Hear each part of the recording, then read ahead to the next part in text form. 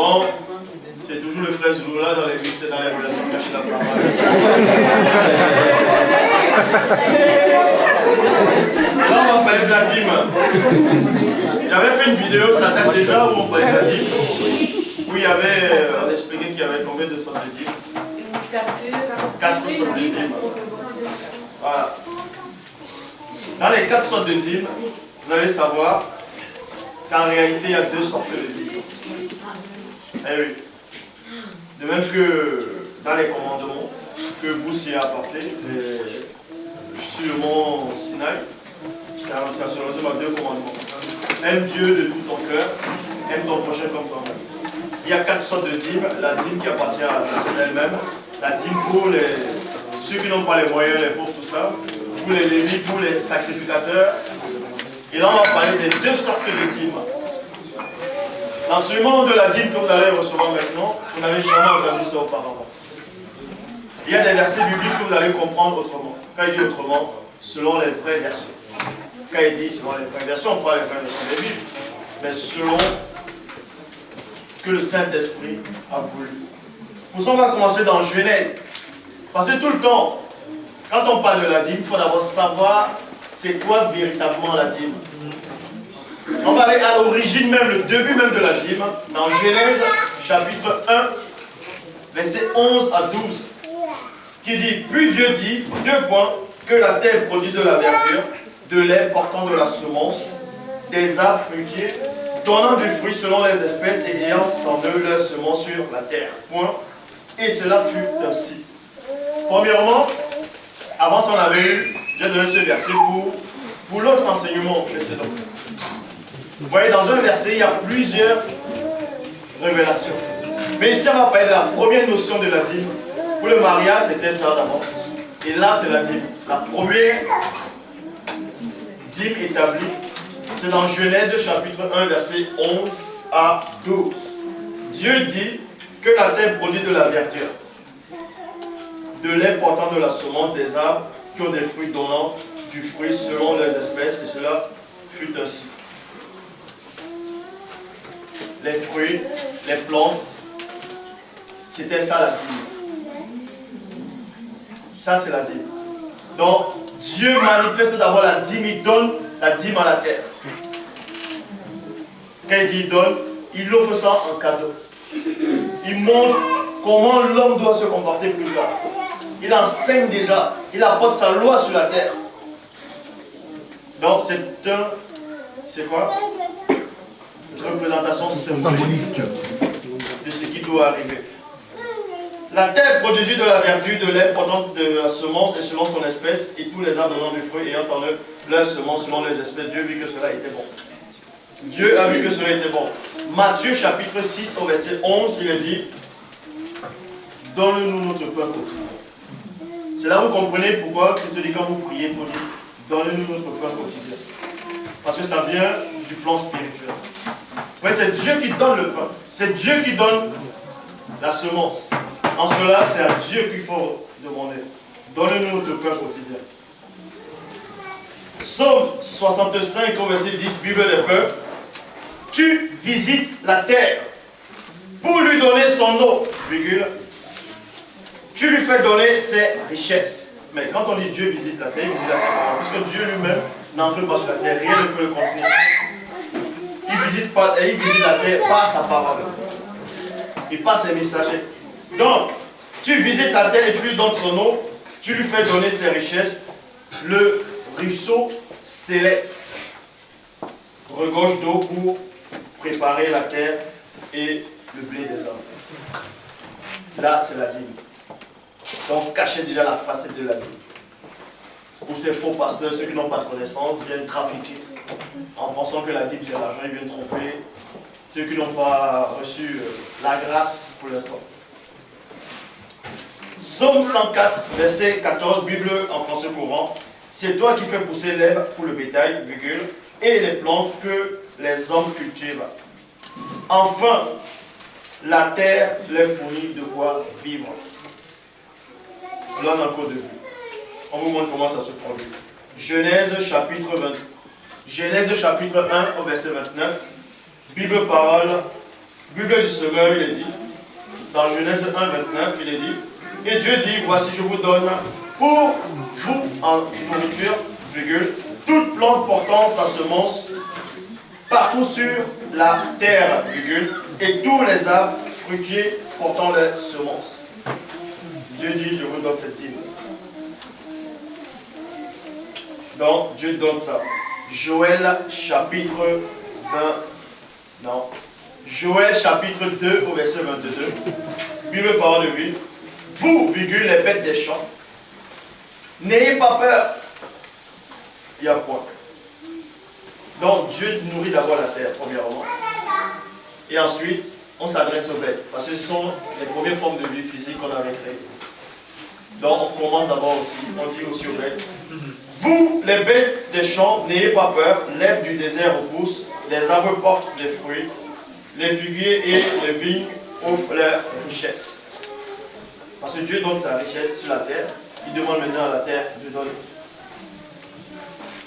C'est pour ça que quand l'homme a péché, on lui dit, la terre ne donnera plus sa richesse. Donc en gros, moi je ne te donnerai plus pas la terre.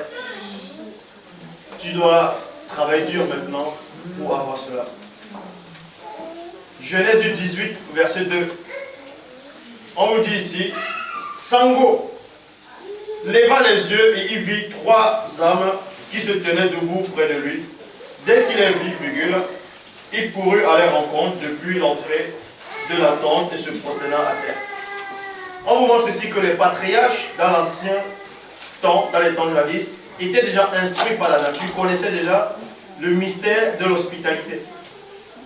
Donc quand Sango a vu les 3 êtres, les 3 entités qui ont paru dans la chaleur du jour, il était sur les arbres sacrés. Et pour ceux qui ne savent pas, c'était des baobabs. Mais dans la vraie version de la Bible, parle de ça. Sango, dès qu'il les a vus, il savait dans la loi que quand tu vois des gens passer près de chez toi, tu devais les offrir l'hospitalité. Donc tu devais les offrir la dîme. Parce que Dieu t'a donné gratuitement cette dîme-là. Tu dois aussi offrir. C'était comme ça, parce que Dieu a enseigné. Genèse chapitre 18, versets 3 à 5, Bible du semeur. Il dit, mais Seigneur, virgule, le dit-il, faites-moi la faveur de ne pas passer près de chevaux de serviteurs sans vous arrêter. Permettez-moi d'aller chercher un peu d'eau afin que vous lavez les pieds. Là, il y avait des gestes prophétiques. Mais la dîme d'abord. Maintenant, pourquoi laver les pieds?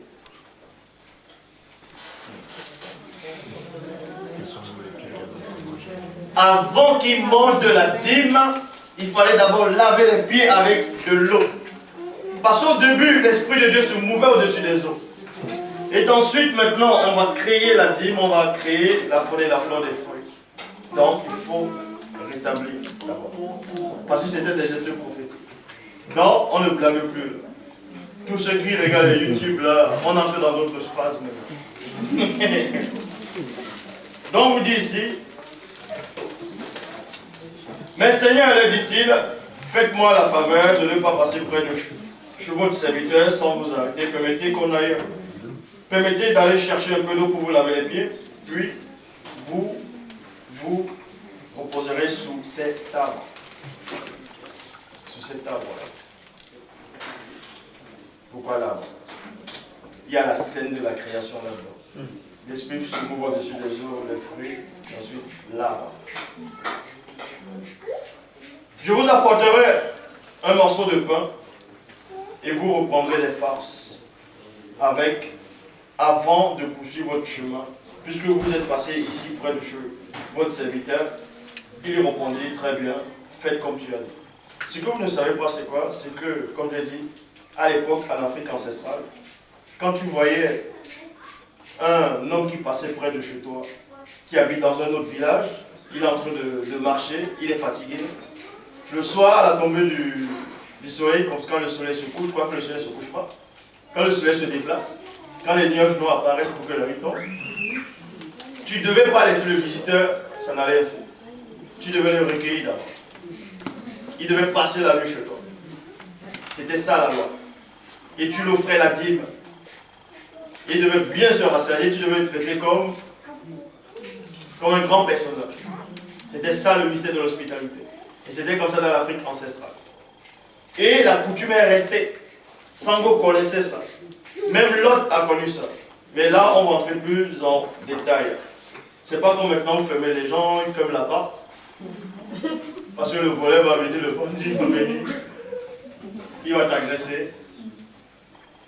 Donc, c'était ça. Genèse chapitre 24, au verset 32. L'homme arriva à la maison. Quel homme? Sango avait envoyé son homme de main pour aller chercher une femme à son fils. Voilà. Isaac.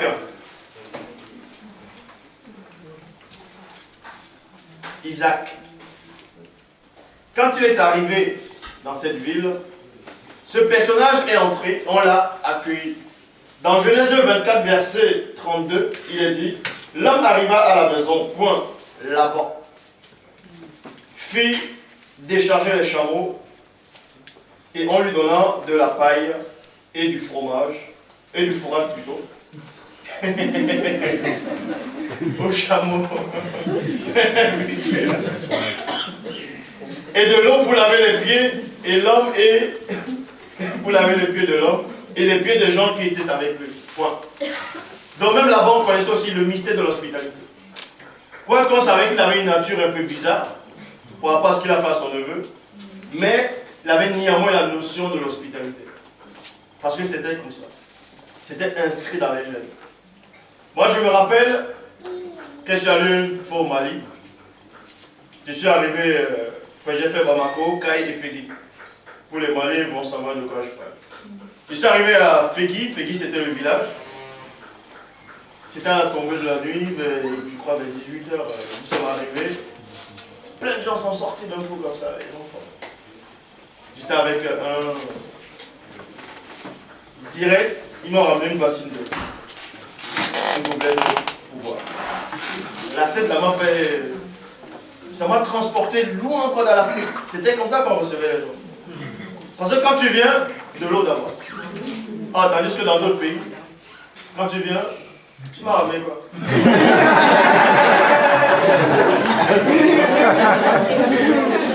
Voilà. Et dans 1 Pierre, chapitre 4, verset 9, il est dit, exercez l'hospitalité les uns avec les autres, sans murmurer. Dans les apôtres reviennent encore, ils le disent. Ils n'ont rien apporté par rapport à ça. Ils disent ce qui se passait déjà avant qu'ils eux-mêmes ne viennent sur la terre. Exercer l'hospitalité les uns avec les autres, sans murmurer. Tu vas accueillir quelqu'un chez toi. Oh, nous aussi.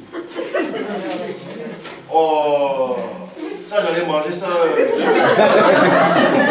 Ah, mais je suis fatigué là. Il cache mes plans là. Ou bien tu lui dis, tu sais qu'il ne mange pas de piment, tu vas mettre le piment sur. Ça pique hein. Il dit, bon, je ne mange pas. Philippiens 2,14. Faites toutes choses sans murmurer ni hésitation. Parce que Dieu n'a pas hésité. Donner le trésor sur la terre. Il n'a pas hésité. Faites toutes choses sans murmurer ni hésitation. 2 Corinthiens chapitre 9 au verset 7, il est dit que chacun donne comme il a résolu en son cœur, sans tristesse ni contrainte, car Dieu aime celui qui donne avec joie. Vous savez, dans les fausses églises maintenant, ils sont là, ils parlent de la notion de la dîme, après ils disent non, on ne va pas parler de la dîme, on parle des dons volontaires, mais ils mettent quand même des corbeilles. Ta corbeille devant toi. On te dit, on t'oblige pas, mais la corbeille te dit, hey, ça va être contraire. Ce que celui donne, comme il a résolu dans son cœur. Ce qui veut dire, si l'un de vous a un problème, il soumet son problème, on va dire aux initiés, et il y a cotisation. S'il y a un qui donne 2 €, l'autre donne peut-être 600 €, il ne faut pas qu'ils disent, celui qui a donné 2 euros, là, mais lui aussi. Hein? Il n'est pas généreux. Comment ça n'est pas généreux? Tu ne sais pas ce qui se passe dans son budget. Pour qu'il donne les 2 euros. Les 2 euros, ça peut être plus important que les 600 euros que l'autre a donné. Parce qu'il a donné comme il a pu. Il déjà n'était pas obligé de donner. Que chacun donne comme il veut, avec joie, sans broncher. Monsieur Dieu, regarde. Christ a parlé de ça. L'homme qui donnait l'argent devant tout le monde, le riche, et la femme qui donne sa dernière pièce. C'est Dieu seul, il voyait. Dieu se voit, donc vous ne pouvez pas cacher. Deutéronome chapitre 15, au verset 7. Bible annotée de Champney, il dit: quand il y aura chez toi un pauvre, virgule, qui est l'un de tes frères, dans l'une de tes villes, dans le pays que l'Oba ton Dieu te donne, tu n'endurciras pas ton cœur et tu ne fermeras pas ta main à ton frère pauvre. Donc, c'est comme ça que ça se passe. Dans la ville où tu es, quand tu as un frère qui marche dans la parole, tu le vois tous les jours, il s'habille pareil, il met la même chemise tous les jours, le premier chanteur. Sa chaussure est déjà trouée. Toi, tu as l'opportunité de changer tes habits, tu es tout le temps, quand tu veux, c'est quoi? Prada.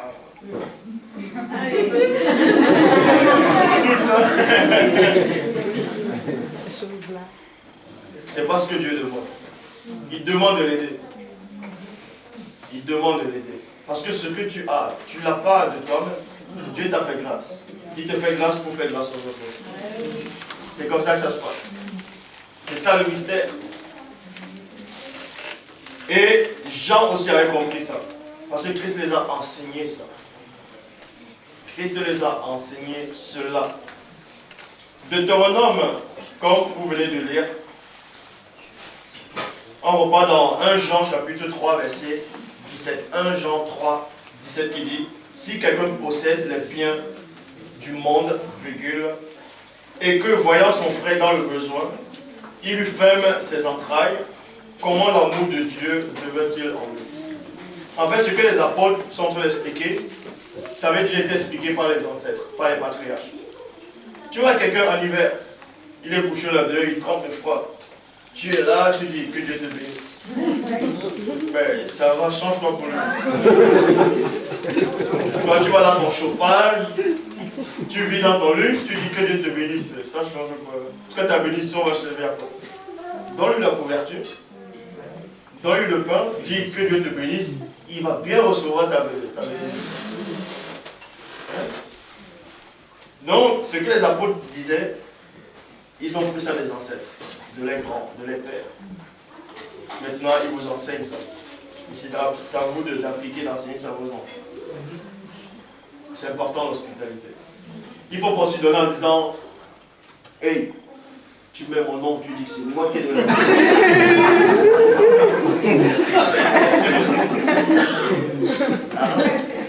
En faisant ça, Dieu ne t'a pas donné. Tu donnes avec la droite, la gauche, tu ne sais pas combien tu as donné. Parce qu'à la télé, on dit tel riche a donné des dons, 1 million, 2 millions, mais ça sert à quoi? Tu donnes, tu détestes, tu ne donnes pas ton nom. C'est aussi simple que ça. Matthieu chapitre 1.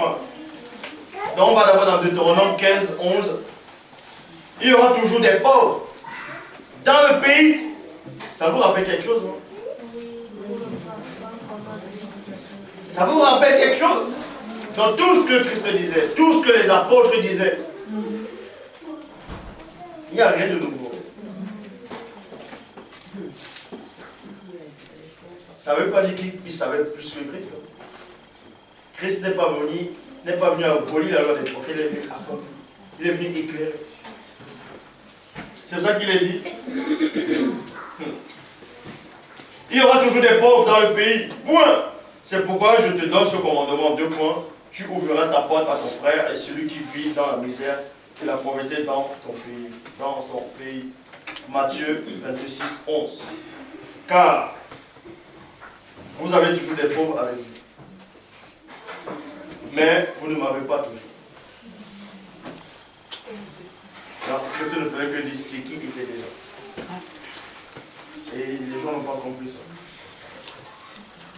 Parce que Christ était l'accomplissement de ce que les apôtres ont prophétisé. Il manifestait ça pour donner l'exemple à ceux qui étaient là. Mais tout ce que Christ faisait, c'était des gestes prophétiques. Et Actes chapitre 2, verset 45, 8 secondes. Il est dit, ils vendaient leurs propriétés et leurs biens, virgule, et ils en partagèrent le produit entre tous. On a dit le produit. Le produit entre tous, selon les besoins de chacun. Selon les besoins de chacun.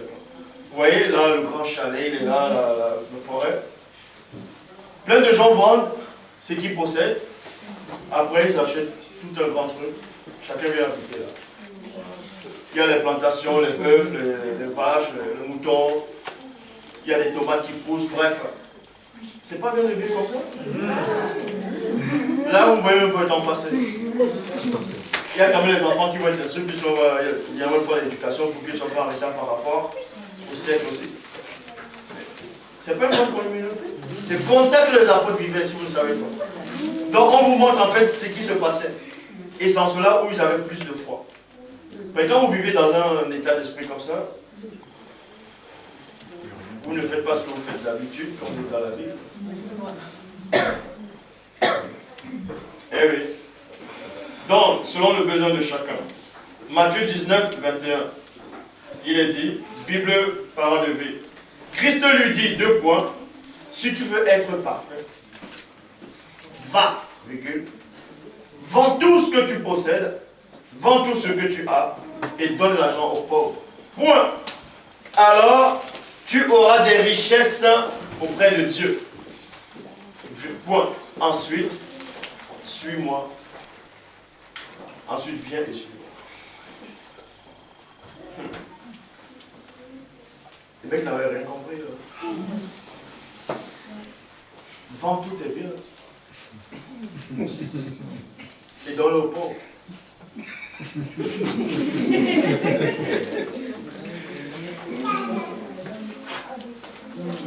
Les pauvres qui me méprisent quand je passe là, qui me regardent même pas là, je les donne.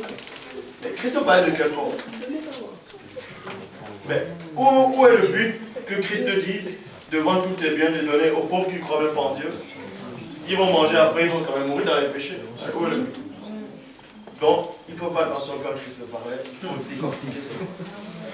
Ah oui. Et on dit le roi, monsieur. Et ensuite dans Luc chapitre 19 au verset 8 à 9, Luc 19, 8 à 9, Bible par de Bible dit, mais j'assais debout, dis au Seigneur, écoute Seigneur, je vais donner la moitié de mes richesses aux pauvres. Point. Et si j'ai trop d'argent, non, et si j'ai pris trop d'argent à quelqu'un, je vais lui rendre 4 fois plus. Alors Christ lui dit, aujourd'hui, virgule, Dieu a sauvé les gens de cette maison. Lui, Zaché, aussi, est de la famille d'Abraham. Vous avez compris quoi? C'est vrai, quand vous lisez, faites très attention. Il y a un passage qui dit, ici, dans Matthieu 19, au verset 21, on lui demande de vendre tous ses biens et de donner aux pauvres, et ensuite, suis-moi. Or, dans Luc 19, 8 à 9, il n'a pas vendu tous ses biens, la moitié. Comment Christ, qui est Christ, va-t-il demander de vendre tous tes biens et de donner aux pauvres? Parce que Christ aurait réellement dit ça.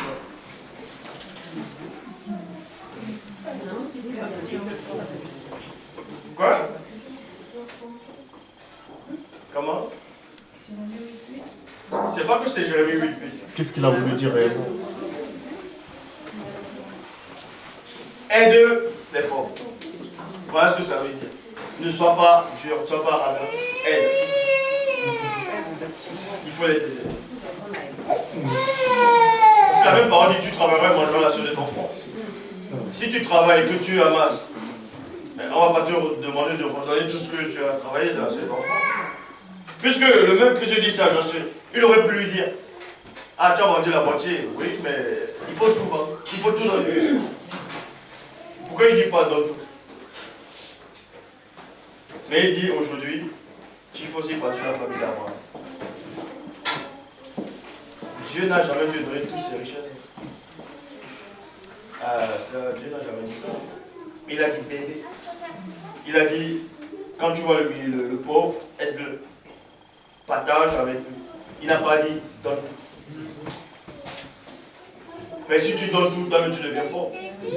Bah, un autre riche va te donner, lui aussi devient pauvre. ça devient quoi? Saute-bouton ou c'est quoi? Deutéronome 14, 22. Bible parole de vie. Boussy dit chaque année, virgule, vous mettrez de côté la dîme, c'est-à-dire 1/10 de tous vos récoltes. Ça, c'est la dîme. Pour tous ceux qui n'ont pas de chromosomes, c'est faux pasteur, qui pensent que la dîme, c'est l'argent. À supposer un peu que la dîme soit même de l'argent. Vous êtes toujours hors la loi, puisque la dîme, c'était tous les ans. Or, vous, c'est tous les dimanches. Donc, vous violez sur la loi. Et en plus, la dîme qu'on devait donner même aux Lévites, à ces pasteurs qui pensent qu'ils sont des Lévites, c'était tous les 3 ans. Ah oui, c'était tous les 3 ans qu'on devait ramener la dîme. Et non tous les dimanches, chaque réunion. Non. Donc, Boussy lui-même connaissait l'importance, il dit, chaque année, vous mettrez de côté vos dîmes, la dîme, c'est-à-dire le 10e de tous vos récoltes. Ça veut dire, quand tu as des vaches, plein de moutons, des fruits, des béliers, tu mets 1/10 chaque année. Mais pourquoi on ne dit pas tu mets tout? Dieu ne va pas te dire de tout donner. Ah non? Dieu ne te dira pas de tout donner. Puisque la femme qui avait l'hémorragie, quand elle a touché le vêtement de Christ, toute la puissance elle va sortir. Mais si tout sortait, il fallait que Christ reparte. Sinon il n'avait plus aider les autres. Ah oui. Alors comment Christ va dire, prends tout tes deux. Au moins, il y a un passage qui dit aussi, vends tous tes biens et suis-moi. Au moins quand tu vas suivre, tu ne vas pas être pauvre. Mais s'il dit, vends tous tes biens et écoute la parole. Là, c'est pas bon. Vends tous tes biens et suis-moi. En le suivant, tu vas toujours manger. Voilà, là c'est logique. Donc, Deutéronome 14, 22.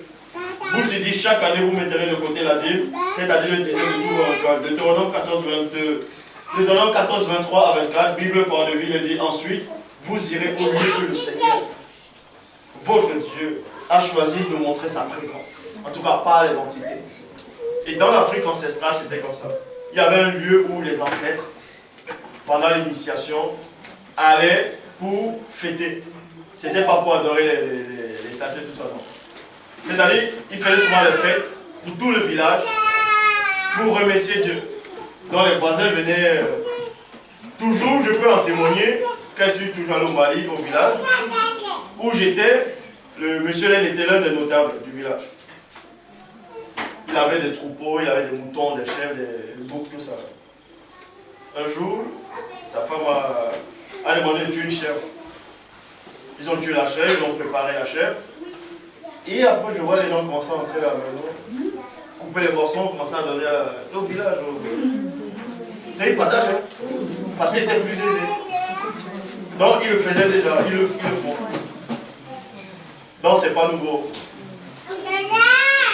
Ensuite, vous irez dans le lieu saint du Seigneur, votre Dieu, où il a choisi de montrer sa présence. Mais ce n'est pas Dieu lui-même, ce sont les entités. Là, vous mangerez. Vous voyez? Donc, je ne rentre pas. Là, vous mangerez le 10e de votre blé, de votre vin nouveau, de votre huile, Vous mangerez aussi les premiers nés de vos troupeaux, de bœuf, de moutons, de chèvres.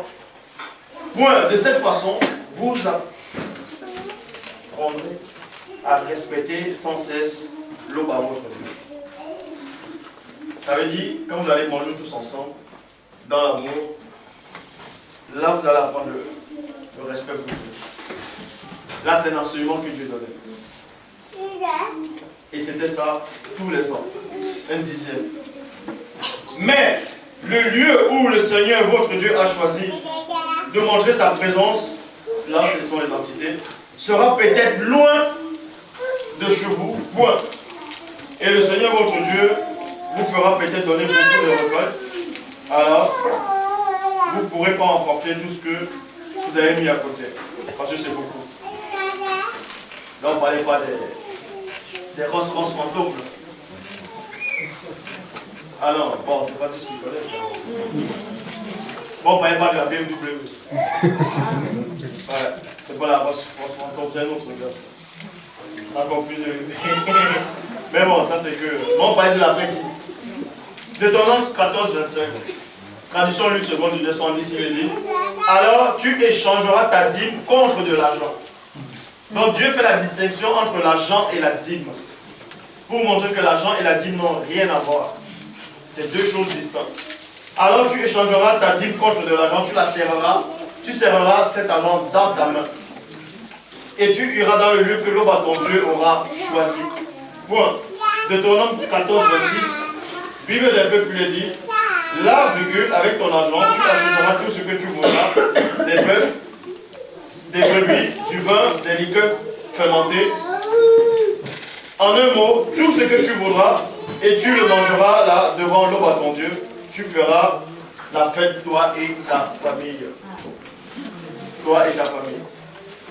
C'est la raison pour laquelle, quand Christ est venu sur la terre, il est venu devant le temple, il a vu les vendeurs.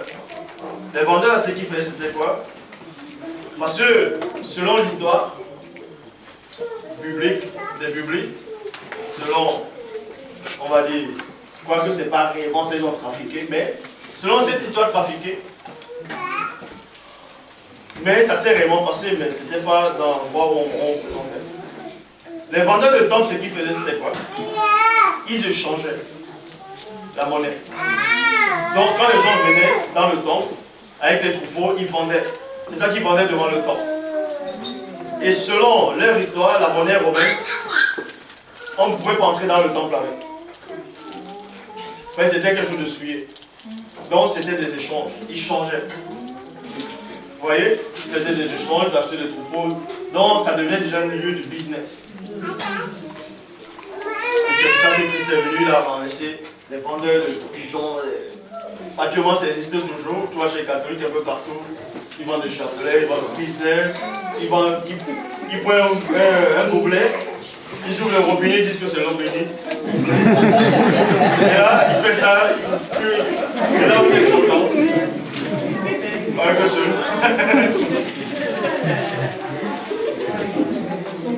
Deutéronome 14, 27. Bible parle de lui, à cette occasion, tu ne négligeras pas les Lévites qui habitent dans votre ville. Eux, virgule, ils ne possèdent pas de part de terre au milieu de vous. Les Lévites, c'était parce qu'eux, ils avaient le droit de tout ce qui est saint. Ils purifiaient, donc ils œuvraient pour le peuple. Ils se tenaient à la brèche. L'erreur, c'était pour purifier le peuple. Dans cela, ils ne devaient pas avoir d'héritage comme vous. Leur héritage, c'était Dieu. Et le peuple avait l'obligation de les nourrir. C'était comme ça, la Bible. C'était une obligation. Paul a parlé de ça. Et là, c'était tous les 3 ans. À cette occasion, vous ne négligerez pas les Lévites qui habitent dans votre ville. Eux, ils ne possèdent pas de part de terre au milieu de vous. C'est pour ça qu'il est dit dans Matthieu. Écoutez attentivement. C'est là que vous allez comprendre voilà, les mots que Christ a employés. Matthieu chapitre 8, verset 20, traduction Pilote Lamar Lienné, il dit, Christ lui dit, les renards ont les tanières et les oiseaux du ciel ont les nids. Mais le Fils de l'homme n'a pas où reposer sa tête. Ça veut dire, il n'a pas d'héritage. là. Il n'a pas de terre où il y a comme les Lévites. Vous allez mieux comprendre. Il n'a pas pour reposer sa tête. De même que les Lévites n'avaient pas pour reposer les têtes. Ça veut dire quoi? C'est pour ça que Christ dit, les renards ont les tanières. Ça veut dire c'est pour eux.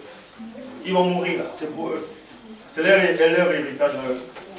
Les oiseaux du ciel, plutôt du ciel, ont le nid. Ils ont construit le nid, c'est pour eux. Ils vont demeurer là. Christ ne va pas demeurer dans un endroit. Parce qu'il n'a pas pris un terrain, il dit ça c'est mon terrain, je vais. Quoique, c'est aussi pour lui, mais il était comme les Lévites. Il n'a pas où pour reposer sa tête. Ça ne veut pas dire que Christ ne dormait pas. Il y a aussi un passage où Christ dit oh, où tu habites, il dit viens. Il a montré, il a dit c'est là. Bah alors. Paul, il a bien loué, non? Donc, c'était comme les Lévites. C'est comme ça que Christ agit. Et en cela, il disait aux apôtres suis-moi, laisse ça, suis-moi. Donc, allez-y, marchez. Dans quelques villes où vous entrez, dans quelques maisons, si on accepte, entrez et mangez. Donc, en gros, vous pouvez avoir des maisons, mais il faut oublier que tu vas travailler jusqu'à la retraite. Tu travailles à la retraite, passion. Ça. Deutéronome 14, 28, Bible de parole de vie. Tous les 3 ans, virgule, vous mettrez de côté un dixième de votre récolte de l'année en cours. Vous le mettrez en réserve dans vos villes. Tous les 3 ans. Tous les 3 ans. Deutéronome 14, 29, Bible parole de vie. Ainsi, virgule, les Lévites qui ne possèdent pas de territoire, comme vous, mais ils possèdent quand même un territoire puisqu'ils habitent quelque part. Enfin, ils dorment quelque part. Mais ils ne possèdent pas comme vous. Parce que le peuple, ils sont établis là, ils vont mourir là, c'est pour eux. Le Lévi, lui, doit marcher. Il doit être de ville en ville. Il doit purifier le peuple. Quand il vient chez toi, il dit ce soir je dors chez toi. Tu ne vas pas dire non. Ben, c'est comme ça. Ainsi, le Lévi qui ne possède pas de territoire comme vous pourront venir se servir là. Voyez? Parce qu'ils se déplacent. Pourront venir se servir là. Point. Les étrangers installés chez vous, les orphelins et les veuves qui vivent parmi vous pourront venir le faire aussi. Mais ne confondez pas. Les étrangers, les veuves qui vivent parmi vous, qui marchent selon la parole. Parce que si les gens qui marchent pas selon la parole, ils vont faire n'importe quoi, ils vont tout prendre, et puis ça va être du désordre. On parle des gens qui ressentent, qui respectent la parole. De cette façon, virgule, ils mangeront à leur faim. Alors le Seigneur votre Dieu vous bénira dans tout ce que vous ferez. Et maintenant, toujours ces faux bishops, ils utilisent Malachie pour dire ouais, mais Dieu a dit mettez-moi à l'épreuve. Ramenez la dîme dans la maison de Dieu. Ouais, ramenez la dîme le dimanche. Et pourtant, on n'a jamais parlé de ramener l'argent dans la maison de Dieu. Malachie, chapitre 3, verset 10, Bible en français, pour moi, il dit apportez donc réellement tout ce que vous devez dans mon temple pour qu'il y ait toujours de la nourriture en réserve. Dans le temple qui avait été bâti, il y avait des chambres, c'était des entrepôts où on mettait des bœufs, on mettait des moutons, on mettait des fruits, c'était des chambres. C'était ça où on mettait la dîme. C'était ça la dîme. Donc on donnait au Lévi, maintenant il y avait la dîme de la dîme, où les sacrificateurs retiraient, ils mettaient dans les entrepôts. Pour qu'il y ait toujours la nourriture, on dit dans la maison de Dieu. On sait que Dieu n'a pas de maison. Donc pour que les Lévites, puisque eux, les sacrificateurs restaient dans le temple. C'est pour ça que David avait ses hommes, on les a donné plein de propositions. Puisqu'il y avait toujours la nourriture dans le temple. Il ne fallait pas que les Lévites, les sacrificateurs aillent travailler dur pour... ils devaient rester dans le temple. Ils s'occupaient que de Dieu, ils ne devaient pas se soucier d'autre chose. Donc, on devait ramener la dîme dans le temple, les mettre dans des chambres. Quand il dit des chambres, pas des chambres à coucher, c'était des entrepôts. Parce que le temple était immense. Matthieu 23, 23.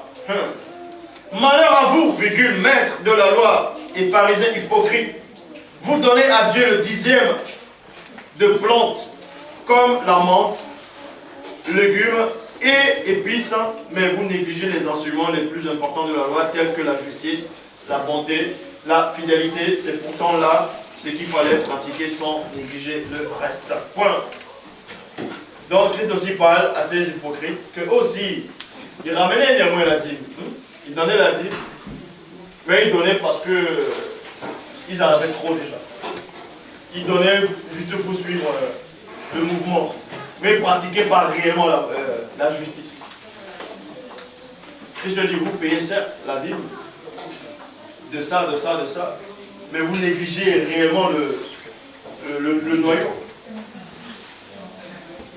Luc 10, verset 7, Bible en français courant. Demeurez dans cette maison, là, mangez et buvez tout ce qu'on vous donnera, car l'ouvrier a droit. Car l'ouvrier a droit à son salaire. Point. Ne passez pas de maison en maison, d'une maison dans une autre maison. L'ouvrier a droit. Ce que Christ a dit, c'est ce que la parole disait déjà par rapport aux Lévites. Parce que les apôtres ici étaient considérés comme les Lévites. Donc, c'était un droit. Il faut pas de ce droit. Bible en français courant. Voilà. Car l'ouvrier mérite son salaire. Dans d'autres versions, on dit l'ouvrier mérite son salaire. C'est très important. 1 Corinthiens chapitre 9 au verset 14, Bible parle de lui. De la même façon, ceux qui annoncent la bonne nouvelle doivent vivre de cette bonne nouvelle. C'est le Seigneur qui l'a commandé. Et si on veut vraiment savoir, ça vient depuis l'ancienne, la première alliance. C'est comme ça que ça doit se passer. Galates 6.6. Tradition du monde nouveau. Parce que le monde avant c'était ancien. D'autre part, virgule, que celui à qui on enseigne à vive voix, la parole partage en toute bonne chose. Au moins, ils ont quand même réussi à traduire là, c'est bien. Parce que d'autres personnes disent, fasse pas de tous ces biens à celui qui l'enseigne. Et puis quand Dieu va dire, donne tout tes biens à celui qui t'enseigne. Non, tu partages, c'est-à-dire, tu le mets bien. Voilà. Bonne chose avec celui qui donne cet enseignement oral. Ça, c'est la dîme physique. Dans le plan physique. On va parler de la dîme spirituelle. On sait que Sambo a donné la dîme de tout à Meshik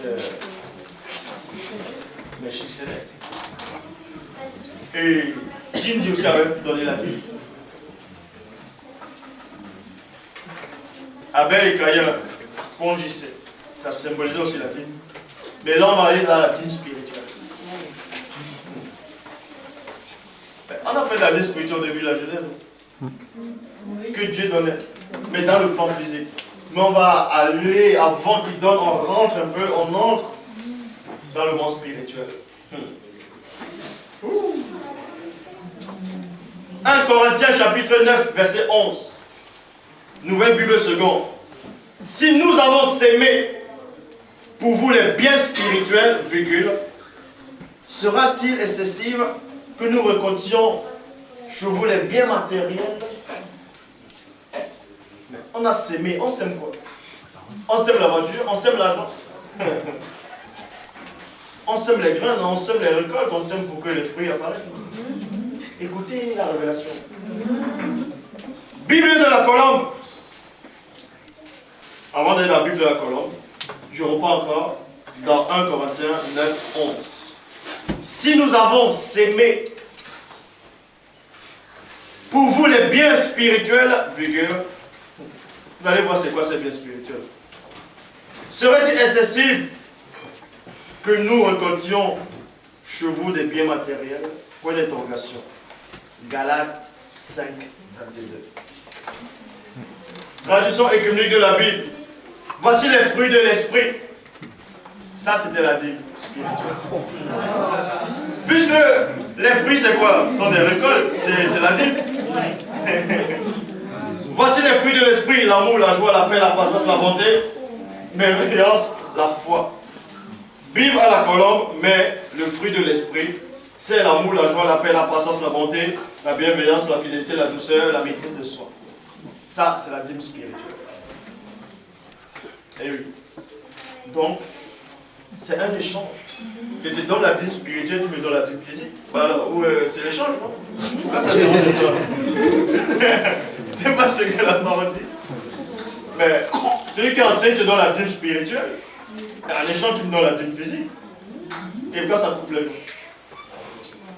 Apocalypse chapitre 2 au verset 7, traduction Abbé Crampon, il dit que celui qui a des oreilles entende ce que l'Esprit dit aux églises. À celui qui vaincra, je lui donnerai à manger de l'arbre de vie, du fruit de l'arbre de vie. Mais ils ont dit à manger de l'arbre de vie, on ne mange pas l'arbre. C'est le fruit de l'arbre de vie qui est dans le paradis de mon Dieu. On a commencé par la dire, on finit par la dire.